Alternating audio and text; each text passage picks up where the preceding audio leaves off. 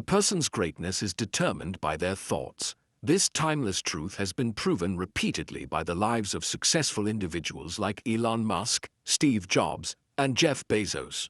Napoleon Hill, in his famous book Think and Grow Rich, said, "What you think about, you become." But if that's true, why do so many people struggle to succeed? Do they not think about their future? Do they fail to see their own potential? Today's story will uncover the answers to these questions and teach you a powerful lesson. Along the way, we'll also learn some new words to enhance our English skills. So, stay with us till the end. I promise this video will be worth your time. Once, in a busy railway station, there lived a beggar. Every day, he survived by asking passengers for alms as they waited for their trains. One day, as he was begging, he noticed a well-dressed businessman stepping onto the platform. Seeing his expensive suit and confident posture, the beggar thought, "This man must be really rich. If I ask him for money, he'll surely give me a generous amount." With this hope, the beggar approached the businessman and stretched out his hand. But instead of giving him money, the businessman looked at him and asked, "Do you always just take from others? Have you ever given anything to anyone?" The beggar was startled. He had never heard such a question before. Confused, he replied, "Sir, I'm just a beggar. I survive by asking for alms. I have nothing to give to anyone." The businessman smiled slightly and said, "If you believe you have nothing to give, then you also have no right to ask for anything. I am a businessman. I believe in exchange. If you can offer me something, I can give you something in return.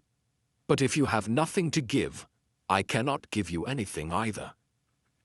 Saying this, the businessman boarded his train and left. The beggar stood there, stunned. He kept replaying the businessman's words in his mind. "I have been begging for so long, but no one has ever said this to me before." He wasn't rude, but he spoke the truth. If I can't offer anything in return, then why should people give me anything? For the first time, the beggar realized that maybe this was why people never gave him much money, because he offered them nothing in return. That night he lay awake, deep in thought. "But what can I give? I am just a beggar. I have nothing." Yet the businessman's words kept echoing in his mind. "If you want to receive, you must first give." 2 days passed. The beggar didn't ask anyone for money.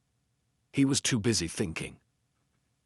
On the third day, while sitting at the station, he noticed a patch of wild flowers blooming near the tracks.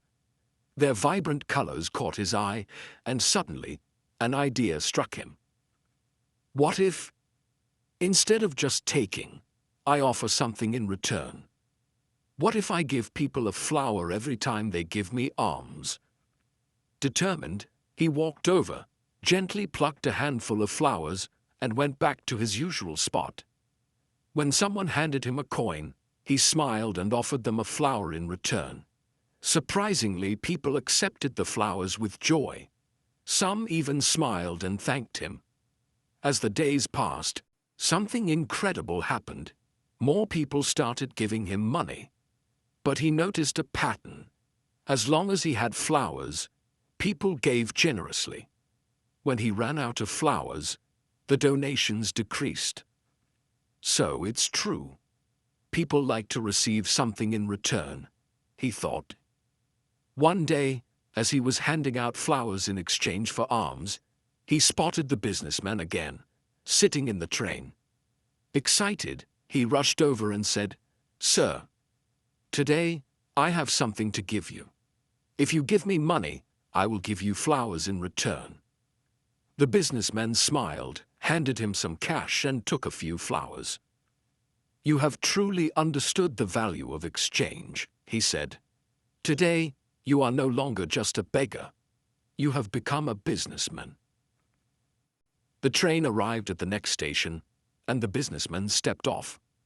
The beggar stood there, watching him go. His words sparked a new thought in his mind. Am I really a businessman now?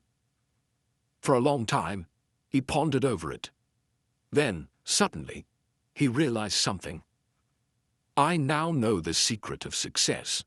I am not just a beggar, I am a trader. People aren't giving me money out of pity. They are paying for the flowers I give them. This means I have a business. Excited, he made a bold decision. That day he left the railway station and never returned as a beggar again. 6 months later, at the same railway station, two well-dressed men met. They exchanged a handshake, but one of them had a curious look. "Do I know you?" one man asked. The other smiled and replied, "Yes, we've met twice before, right here, on this very train." The first man frowned, trying to remember. Then his eyes widened in surprise. "Wait, you're the beggar, the one I refused to give money to, and then later I bought flowers from you." The former beggar laughed. "Yes, that was me, but today I am no longer a beggar. I run a successful flower business and I'm traveling to expand it further." The businessman was astonished.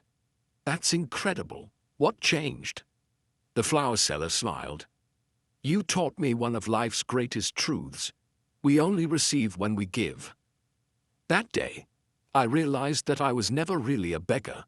I was a businessman all along. I just had to see myself that way. The two men shook hands again, now as equals.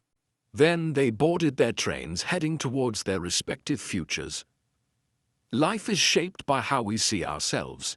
If you believe you are small, you will remain small. But if you recognize your inner potential, you can achieve greatness. So don't limit yourself.